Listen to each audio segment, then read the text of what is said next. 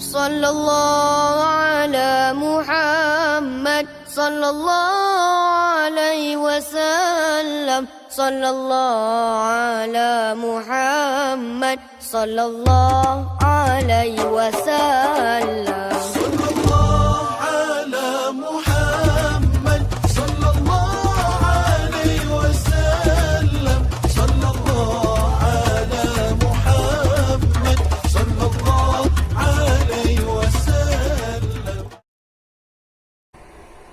Bismillahirrahmanirrahim. Alhamdulillahirabbil alamin wassalatu wassalamu ala asyrafil anbiya'i wal mursalin wa ala alihi wa sahbihi ajma'in.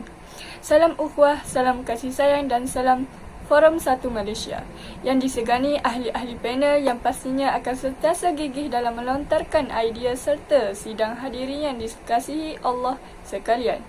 Alhamdulillah, bersyukur kita kehadrat Allah Subhanahu Wa Taala dengan limpah kurnia dan izinnya dapat kita bersama-sama dalam forum pada kali ini. Kenalkan, saya Sadari Ainajwa akan bersama anda semua sebagai moderator forum pada kali ini. Sebelum saya memperkenalkan ahli-ahli panel kita yang cantik bergaya, subhanallah, izinkan saya untuk mengupaskan dahulu sedikit maudhu' bual bicara kita pada malam yang penuh dengan keberkatan ini. Baik, seperti yang kita semua tahu, sejarah peperangan yang terjadi pada zaman Nabi kita, Nabi Muhammad SAW, terlalulah banyak. Antaranya seperti peperangan Badar, peperangan Uhud dan banyak lagi. Antara peperangan yang kita akan kupaskan bersama panel-panel kita di forum malam ini ialah peperangan Mu'tah, yang mana peperangan ini berlaku pada awal tahun ke-8 Hijrah. Peperangan ini bertujuan untuk mengajak pihak musuh untuk menerima Islam. Malah mereka menolak permintaan Rasulullah SAW dan tujuan utama yang sebenar ialah untuk menuntut bela ke atas kematian seorang utusan Rasulullah SAW yang dibunuh dengan kejam oleh pihak musuh. Perang ini merupakan pertembungan pertama tentera Islam dengan tentera Rom. Ianya juga merupakan pertembungan kali pertama tentera Islam di luar negeri Hijaz dan kini dikenali sebagai Arab Saudi. Baik, terlalu asyik saya berbicara tentang perang yang terjadi di zaman Rasulullah ini, hingga saya terlupa untuk memperkenalkan ahli-ahli panel kita. Sidang hadirin sekalian, sebelum tirai forum dibuka bagi melusuri lebih lanjut mengenai topik perbincangan kita, sebaik juga kita memperkenalkan keempat-empat panel yang dijemput pada malam ini. Okey, di sebelah kanan saya, Ustazah Siti Nur Afiqah merupakan seorang pegawai hal ehwal Islam di JAKIM yang merupakan ahli panel yang pertama. Begitu cantik dan manis dengan senyumannya itu ya. Selamat datang dan apa khabar Ustazah? Terima kasih saudari moderator. Alhamdulillah kabar baik. Saudari moderator pula bagaimana? Alhamdulillah, saya berada dalam keadaan sihat walafiat dan cukup bersemangat untuk berbicara tajuk forum kita pada malam ini. Seterusnya, saya ingin memperkenalkan panel kita yang kedua. Beliau nampak begitu yakin dan tenang berada di sebelah kiri saya, iaitu Ustazah Wan Nur Ain Syakirah, merupakan seorang guru pakar sejarah yang telah berkhidmat selama 5 tahun dalam bidang pendidikan. Selamat datang dan apa khabar Ustazah? Alhamdulillah, saya berfungsi. Ya, saya datang ke sini dengan semangat yang membangga ni, seperti saya juga. Ya, sudah pasti Ustazah. Topik buah bicara kita pada kali ini sungguh menarik dan menjadikan kita sungguh terpanggil untuk membincangkannya. Baiklah, yang berada di sebelah panel kedua pula, ahli panel ketiga kita iaitu Dr. Nur Izlin Natasha yang merupakan seorang pensyarah dalam bidang pengajian sejarah tamadun di Universiti Utara Malaysia, UUM. Walaupun nampak pemalu tetapi petah berbicara. Selamat datang dan apa khabar Doktor? Alhamdulillah, saya berada dalam keadaan baik. Maka saya berada di sini bersama-sama saudari dan para hadirin. Salam forum buat semua. Baiklah, seterusnya panel terakhir tak lain tak bukan panel kita yang keempat. Beliau juga nampak bersemangat dan cantik bergaya malam ini. Okey, panel ini diberi nama Puan Awatif yang merupakan seorang pensyarah dalam bidang pengajian Islam di Universiti Kebangsaan Malaysia, UKM. Selamat datang dan apa khabar Puan Awatif? Terima kasih kepada saudari Ain selaku moderator kita pada hari ini. Alhamdulillah saya sihat walafiat sahaja. Dan saya rasa begitu bersemangat pada hari ini untuk saya membicarakan tajuk yang mana tajuk ni sangat sesuai untuk kita kupaskan pada hari ini. Baiklah, usai salam dan perkenalan daripada semua ahli-ahli panel jemputan, kembali kita pada topik forum kita iaitu peperangan Mu'tah yang akan dikupas oleh panel-panel hebat kita pada malam ini. Sidang panel yang dihormati, izinkan saya untuk membuka tirai forum pada kali ini dengan soalan pertama yang saya akan ajukan kepada ahli panel yang pertama, iaitu Ustazah Siti Nur Afiqah. Okey, baiklah Ustazah. Sebelum kita menceritakan lebih lanjut tentang sejarah peperangan ini, mohon Ustazah memperkenalkan terlebih dahulu sejarah perkampungan Mu'tah ini. Terima kasih kepada saudari moderator. Bismillahirrahmanirrahim. Alhamdulillah, syukur atas nikmat dan kurnia yang Allah kurniakan kepada kita untuk mempertemukan kita semua di sini.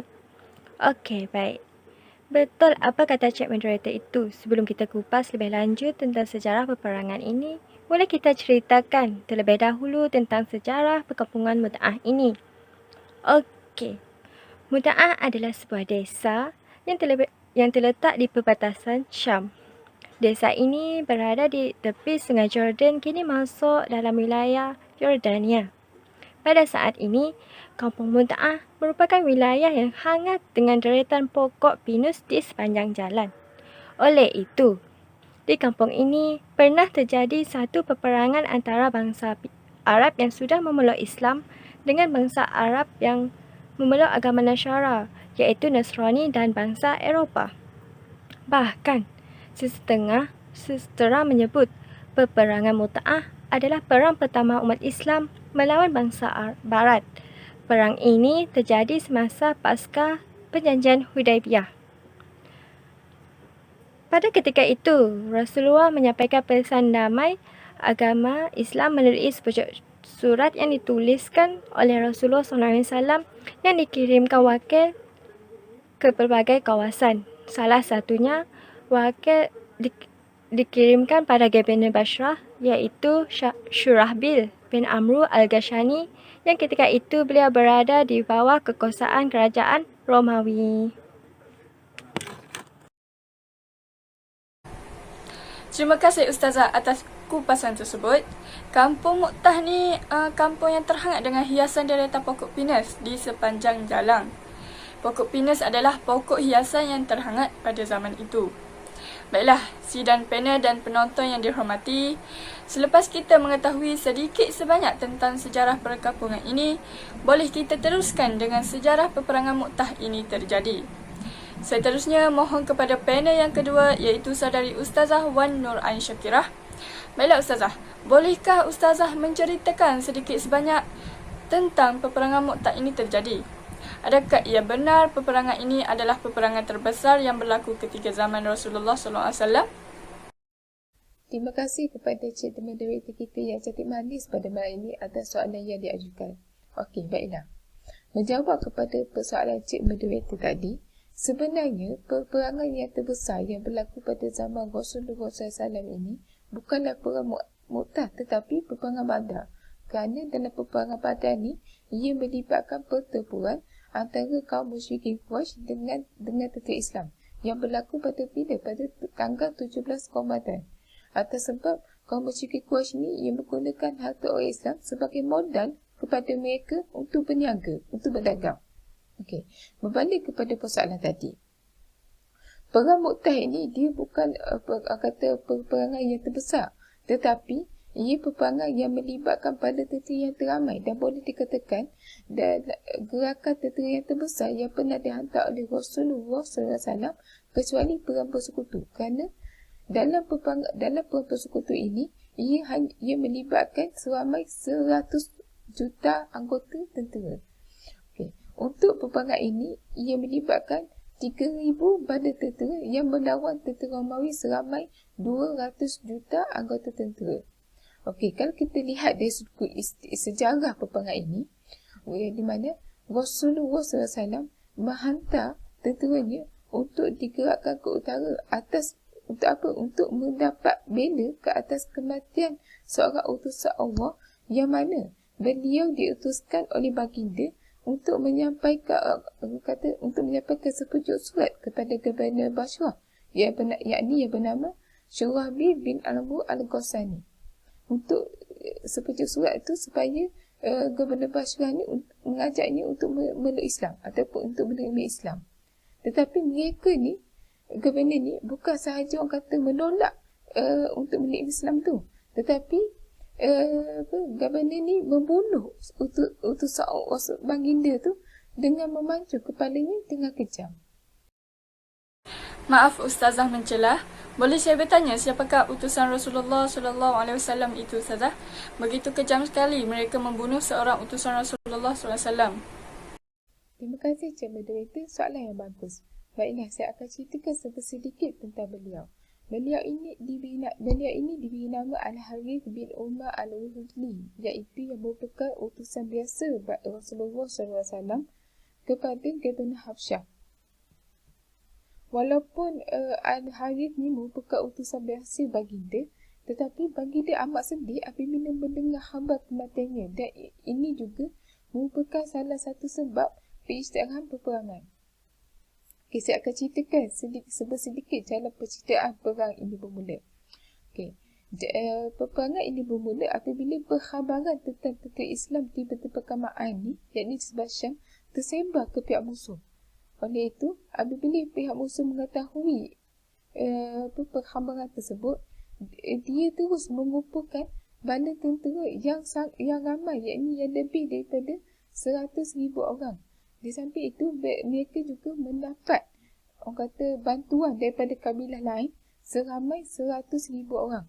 Di sini kita dapat lihat di mana perang musuh 200,000 orang melawan tentera Islam yang hanya seramai 3,000 orang sahaja.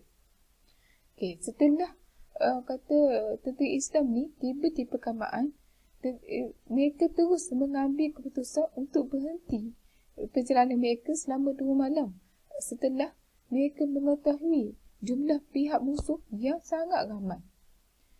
Oleh itu, mereka mengambil masa selama 2 malam untuk memikirkan strategi ataupun keputusan yang terbaik dalam peperangan ini. Terdapat setengah daripada mereka ini mencadangkan supaya untuk menulis surat kepada Rasulullah SAW agar mendapat nasihat daripada baginda ataupun cadangan daripada baginda. Tetapi cadangan ini ditentang oleh Abdullah bin Rawahah kerana Abdullah bin Rawahah ni, di mana mereka ni perlu berperang di jalan Allah demi menegakkan Islam untuk mendapat rahmat, bukanlah untuk berperang hanya orang kata kita lihat daripada jumlah tentera musuh ataupun jumlah anggota sahaja. Apabila tentera Islam ni mendengar kata-kata Rawahah ataupun nasihat semangat Abdullah bin Rawahah ni, mereka terus maju bergerak ke hadapan untuk menentang musuh di Masyaf, iaitu di sebuah pekat Al-Baqa, dan mengubah arah peperangan mereka, iaitu jalan mereka apabila musuh makin mendekati mereka ke Mu'tah, iaitu tempat mereka bermalam atau berkhaimah selama 2 malam tu. Kita dapat lihat pula susunan tentera Islam ni disusun dengan sangat rapi apabila Qutbah bin Qatadah Al-Udawi mengetuai sayap kanan, manakala Ubadah bin Al-Malik Al-Ansari ni mengetuai sayap kiri tentera. Terima kasih Ustazah atas perkongsian tentang sejarah peperangan Mu'tah. Seperti yang kita semua dengar cerita pada awalnya, Rasulullah telah menghantar gerakan tentera Islam yang teramai dan terbesar yang pernah Rasulullah SAW pernah hantar selain perang bersekutu. Bahkan berpuluh kali ganda ramainya tentera dari pihak musuh. Ini adalah kali pertama tentera Islam berhadapan dengan 100,000 tentera pihak musuh. Subhanallah. Selepas tentera Islam tahu yang pihak musuh lagi ramai daripada mereka, mereka mengambil masa untuk memikirkan supaya mereka teruskan perjuangan ataupun tidak. Malah, ada salah seorang daripada mereka, tentera Islam, memberi kata-kata semangat untuk teruskan perjuangan ini. Masya Allah Ustazah, sungguh hebat tentera Islam berani berhadapan dengan beribu tentera pihak musuh. Baiklah, kita teruskan lagi dengan soalan seterusnya yang akan diajukan kepada panel ketiga iaitu Dr. Izlin. Selepas mendengar sejarah peperangan ini, setiap peperangan mestilah mempunyai strategi yang tersendiri, strategi yang menarik untuk kalahkan pihak musuh. Boleh Doktor kupaskan sedikit bagaimana strategi tentera Islam gunakan untuk kalahkan pihak musuh dalam peperangan Mu'tah ini? Okey, baik. Terima kasih kepada Cik Moderator. Seperti yang diceritakan oleh saudari Ustazah Syakirah sebentar tadi, bahawa tentera Islam akan menentang pihak musuh yang begitu ramai. Jadi, mereka perlu menyusun strategi peperangan yang agak menarik untuk kalahkan tentera Rom. Nabi Muhammad SAW telah melantik 3 pemimpin untuk mengetuai peperangan ini.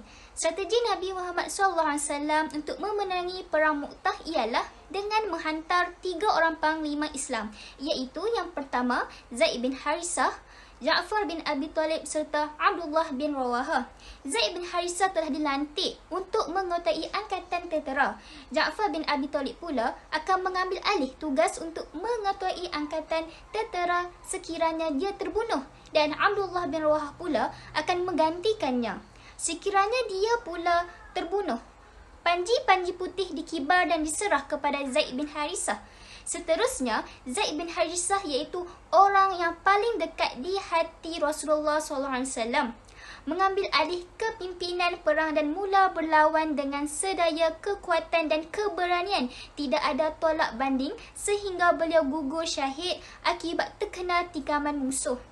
Selepas itu, Ja'far bin Abi Talib mengambil alih panji-panji dan menjalankan tugas yang menakjubkan. Di tengah kerancakan perang, beliau turun dari kuda yang cedera, lalu berlawan sehingga tangan kanannya terputus. Beliau menyambar panji-panji dengan tangan kiri dan tangan ini juga binasa. Kemudian, beliau memeluk panji-panji dengan kedua lengannya sehingga seorang askar Benzatain menetaknya lalu terbelah 2 anggota badannya. Setelah beliau meninggal, beliau mendapat gelar Ja'far terbang atau Ja'far bersayap 2 kerana Allah Subhanahu Wa Taala menganugerahkannya 2 sayap untuk terbang ke mana saja di syurga nanti. Al-Bukhari melaporkan bahawa 50 tintaman di bahagian depan tubuhnya dan tiada satu pun di belakang. Kemudian tiba giliran Abdullah bin Rawahah mengambil alih panji-panji dan berlawan dengan gagah berani di atas kuda sambil membaca ayat-ayat dengan gairah, tetapi beliau juga tersungkur mati. Selepas itu, datang seorang dari Bani Adlan yang bernama Sabit bin Al-Arqam mengambil panji-panji sambil menyeru tentera Islam untuk memilih seorang panglima perang. Mereka sebulat suara memberi penghormatan itu kepada Khalid bin Al-Walid, seorang wira pintar lagi berani, juga seorang pakar strategi yang cekap. Al-Bukhari melaporkan bahawa beliau menggunakan 9 bilah pedang ketika bertarung dengan berani dan tidak henti-henti menentang musuh Islam. Bagaimanapun, beliau mula sedar bahawa kedudukan tentera Islam dalam keadaan genting kerana mereka mula mengikut laluan berlainan untuk menentang musuh. Ini memasa Khalid bin Al-Walid dipanggil untuk mengatur strategi terbaik. Beliau merombak kedua-dua sayap kanan dan kiri tentera dan memperkenalkan satu pasukan depan yang datangnya dari arah belakang dengan tujuan mengelirukan pasukan Benzatain serta memperdayakan mereka bahawa tentera tambahan baru tiba. Terima kasih kepada panel ketiga Dr. Izlin atas ulasan dan kupasan yang begitu menarik tentang strategi peperangan ini. Baiklah, yang boleh saya rumuskan di sini, strategi yang digunakan tentera Islam dalam peperangan ini, Rasulullah SAW telah melantik 3 pemimpin iaitu Zaid bin Harisah, Ja'far bin Abi Talib serta Abdullah bin Rawahah. Pemimpin yang pertama dilantik iaitu Zaid bin Harithah. Sekiranya Zaid bin Harithah syahid dalam pertempuran tersebut, Ja'far bin Abi Talib yang akan mengetuai. Manakala selepas syahidnya Ja'far bin Abi Talib, Abdullah bin Rawahah yang akan menggantikan tempat tersebut. Tapi malangnya, ketiga-tiga pemimpin Islam yang dilantik Rasulullah SAW syahid di jalan Allah. Selepas itu, tiada lagi ketua yang mengetuai pertempuran tersebut sehinggalah Khalid bin Walid mengangkat dirinya sendiri untuk menjadi pemimpin dalam peperangan ini. Okey, baiklah, kita teruskan lagi dengan soalan yang keempat yang akan diajukan kepada saudari Puan Awatif, panel keempat kita pada forum malam ini. Baik, Puan, selepas kita mendengar sejarah pertempuran dan strategi yang digunakan tentera Islam dalam peperangan Mu'tah ini, bagaimana kejadian ini boleh berlaku? Setiap peperangan mestilah mempunyai sebab. Oleh itu, saya ingin bertanya kepada saudari, apakah asbab berlakunya peperangan ini? Alhamdulillahirrabbilalamin. Wassalatu wassalamu ala ashrafil anbiya'i wal mursalin wa ala alihi wa sahbihi ajma'in, amma ba'. Baik, terima kasih kepada saudari Ankita selaku moderator forum perdana pada hari ini. Baik, saya akan menjawab persoalan yang telah diajukan oleh saudari Ain yang berkaitan bagaimana punca berlakunya perang Mu'tah ini dan apakah asbab musababnya yang mencetuskan perang Mu'tah ini. Baik, punca berlakunya perang Mu'tah ini berlaku pada tahun ke-8 Hijrah 629 Masihi, yang mana ketika itu Rasulullah SAW telah menghantar seorang utusan iaitu Al-Haris bin Umar Al-Uzdi untuk menyebarkan risalah Islam kepada Raja Basrah.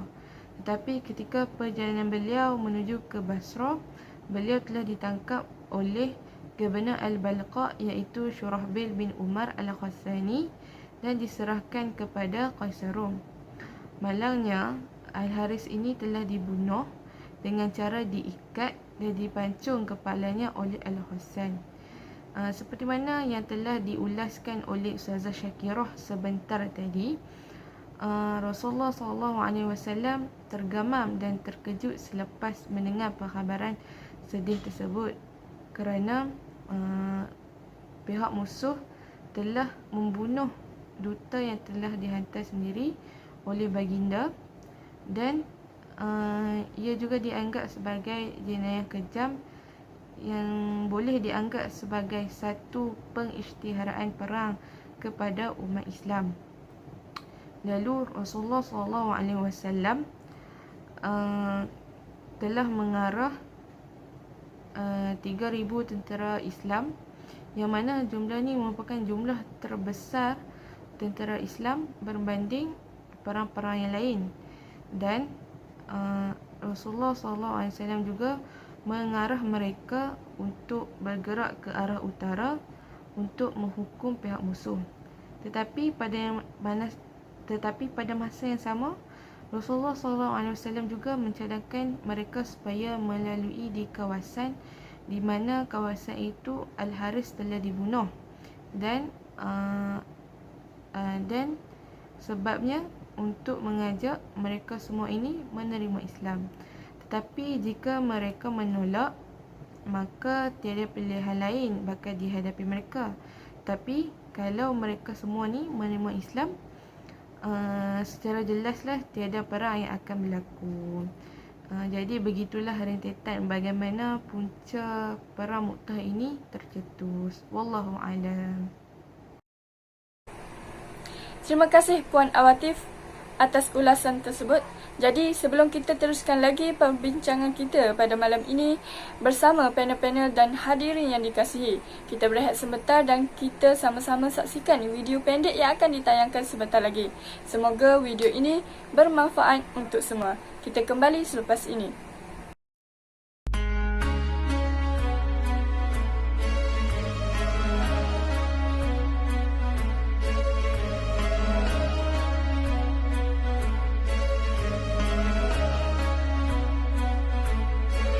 Dengan bismillah berjuang melangkah berpasti ikrar.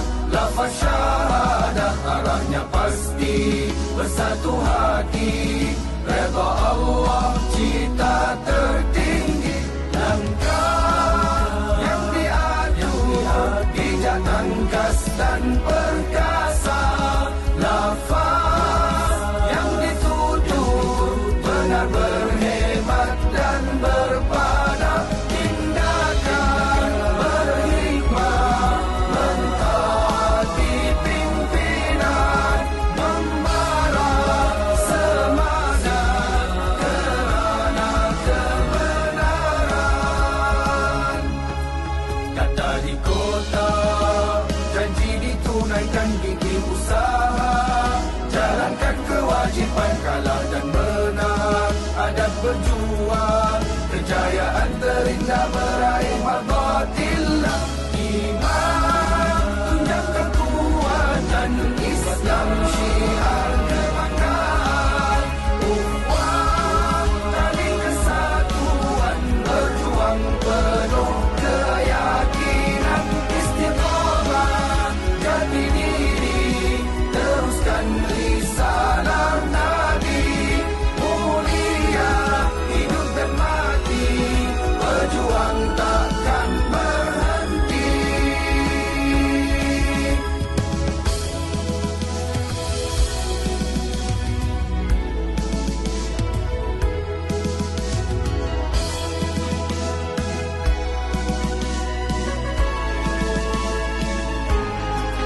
Dengan bismillah, berjuang melangkah berpasti ikrar. Lafaz syahadah arahnya pasti, bersatu hati, redha Allah cita tertinggi. Langkah yang diadu, bijak tangkas dan perkasa. Lafaz yang dituju, benar berhebat dan berpada. Tindakan berhikmah, mentaati pimpinan, membara semangat kerana kebenaran.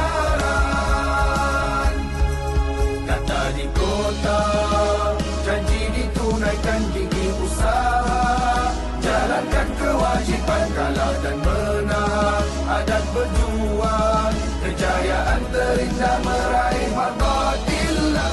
Iman tunjukkan kuatan Islam, syiar kebanggaan, ukhuwah tali kesatuan, berjuang penuh keyakinan, istiqamah jati diri, teruskan risalah Nabi, mulia hidup dan mati, berjuang takkan berhenti, berjuang takkan berhenti, berjuang takkan berhenti, berjuang takkan berhenti, berjuang takkan berhenti. Baiklah, kembali kita dalam forum Satu Malaysia. Video yang ditayangkan sebentar tadi menunjukkan strategi dan sejarah yang berlaku ketika peperangan Mu'tah berlaku pada Jamadil Awal tahun ke-8 Hijrah. Soalan seterusnya, selepas syahidnya 3 pemimpin tersebut, baginda melantik Khalid Al-Walid untuk memimpin peperangan. Kenapa beliau dilantik oleh Rasulullah SAW untuk memimpin serangan, sedangkan Khalid Ibn Al-Walid boleh dikatakan baru memeluk Islam? Ia adalah peperangan beliau setelah memeluk Islam. Mohon panel kita yang keempat, iaitu Puan Awatif, jelaskan mengenai persoalan tersebut. Baiklah, terima kasih kepada saudari moderator kita pada hari ini. Berdasarkan soalan yang telah diajukan tadi, kenapa Rasulullah SAW melantik Khalid Al-Walid? Kerana Khalid Al-Walid mempunyai sifat yang berani, yang mana sifat ini telah menarik perhatian Rasulullah SAW untuk melantik beliau menjadi salah seorang panglima Islam yang baru dalam perang Mu'tah. Selain pada itu, Khalid Al-Walid ini juga seorang yang bijaksana dalam mengatur dan menyusun strategi peperangan. Hal ini kita dapat lihat apabila tentera Rom mengundurkan diri daripada peperangan dan menghasilkan sebuah kemenangan kepada tentera Islam. Dan apakah strategi yang digunakan oleh beliau ini? Baik, strategi yang digunakan oleh Khalid Al-Walid ni ialah beliau berjaya melengahkan masa pihak musuh dengan melakukan beberapa insiden kecil sehingga lewat petang yang mana dalam satu kesepakatan telah tertulis bahawa sebarang pertempuran tidak dibenarkan berlaku di malam hari. Oleh itu, beliau mengambil peluang ini untuk menghasil dan menyusun satu strategi baharu kepada tentera Islam. Selain itu, beliau juga telah merombak kedua-dua sayap kanan dan kiri tentera kerana pada ketika itu dia merasa risau apabila melihat kedudukan tentera Islam yang begitu goyah. Dan beliau juga memperkenalkan satu pasukan depan yang datang dari arah belakang dengan tujuan mengelirukan pasukan Byzantine serta memperdayakan mereka bahawa tentera tambahan baharu telah tiba. Dan akhir sekali, orang-orang Islam juga terus bertarung di beberapa pertempuran kecil, tetapi dengan beransur-ansur dan bijak berundur sepenuhnya secara rapi mengikut rancangan yang telah dibuat. Baiklah, di situ sahaja penerangan saya. Sekian saja hadirin sekalian, kembali kepada puan moderator kita. Sidang hadirin, demikian tadi penjelasan tentang sebab kenapa Khalid Ibnu Al-Walid dilantik oleh Rasulullah SAW untuk memimpin serangan dalam peperangan Mu'tah. Pada pandangan saya, beliau merupakan seorang yang berani dan pintar dalam mengatur strategi. Okey, baik. Seterusnya, saya mohon penjelasan daripada ahli panel ketiga, iaitu Dr. Izlin, tentang dalam 3 sahabat yang memimpin peperangan Mu'tah ini. Zaid bin Harithah juga dipilih oleh baginda untuk menjadi pemimpin, sedangkan umur Zaid pada ketika itu adalah masih muda. Kenapa baginda memilih beliau sebagai salah seorang pemimpin dalam peperangan Mu'tah ini? Baiklah, terima kasih Puan Moderator. Sebab baginda memilih beliau sebagai salah seorang pemimpin dalam perang Mu'tah ialah kerana beliau merupakan anak angkat baginda. Zaid bin Harithah merupakan pemuda kesayangan Rasulullah SAW, bahkan lebih disayangi dari anak-anaknya yang lain. Sebagaimana kasihnya Zaid kepada Rasulullah SAW lebih daripada ibu bapanya sendiri. Baginda bersabda, "Demi Allah, sesungguhnya Zaid bagai dilahirkan untuk menjadi pemimpin. Dia adalah orang yang paling aku kasihi." Zaid menjadi teman rapat baginda, tempat berkongsi cerita dan segala rahsia.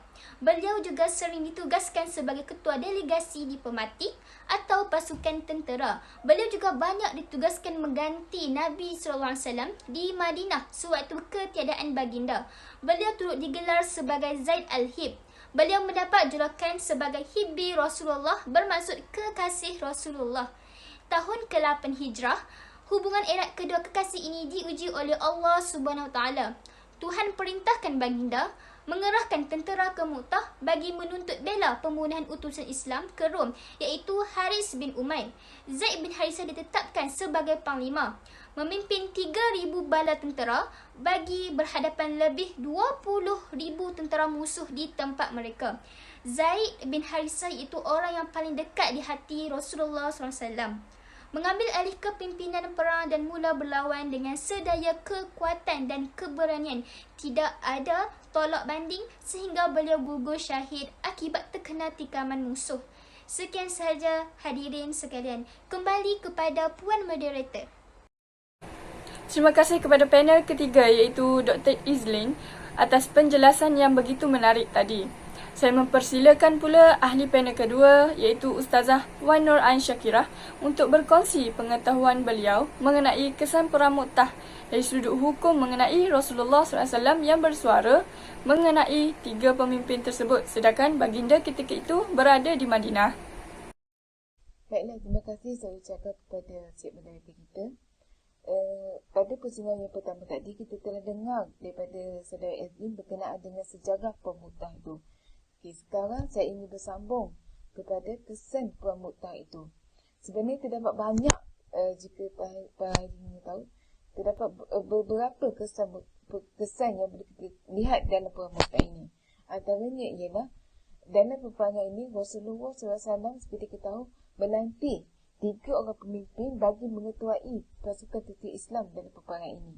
Dan ini juga merupakan orang kata salah satu strategi baginda dalam untuk supaya kemenangan berpihak kepada tentera Islam. Antara pemimpin tersebut ialah Zaid bin Harithah, Ja'far dan Abdullah bin Rawahah. Jika para ingin tahu, Zaid pada ketika ini hanya berusia 19 ataupun 20 tahun sahaja. Di sini kita dapat lihat bahawa Rasulullah SAW melantik pemimpin tersebut bukanlah dilihat daripada sudut faktor usia, tetapi dari sudut kebolehan seseorang itu dalam mengatur ataupun dalam mengetuai sesuatu pasukan. Okay. Kesan yang kedua ialah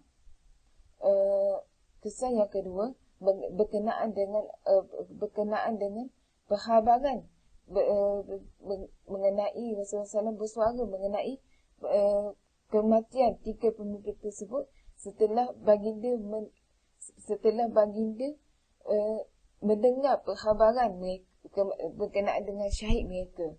Di sini kita dapat lihat berdasarkan satu hadis daripada riwayat Al-Bukhari, iaitu dari Anas radhiyallahu anhu bahawa Rasulullah SAW diberitahu berkenaan dengan kematian Zaid, Ja'far dan Abdullah bin Rawahah sebelum sampai berita dari bala tentera muslimin. Kata Rasulullah, Zaid mengambil bendera guguran dia. Kemudian diambil oleh Ja'far di jugu gugur. Kemudian diambil oleh Ibnu Rawahah, dia pun turut gugur. Sambil berkata air matanya mengalir. Kemudian diambil oleh salah seorang pedang Allah, yakni Khalid bin Al-Walid. Allah beri kemenangan kepada mereka, yakni tentera muslimin.